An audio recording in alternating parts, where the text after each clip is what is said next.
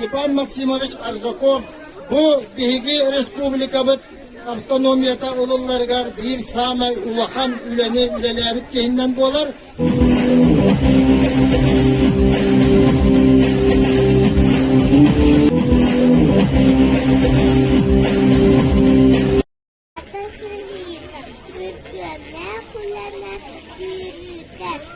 Sakar Respublika'da çeçene heddergar elbaq kılatın kimler bite bugün bihigi yollar jamut. Bu bihigi Respublika'da süyüsülla öbürleyin köşkört yeske tigişti bit. Bu manlık süyüsül diyen olakko bite bolar.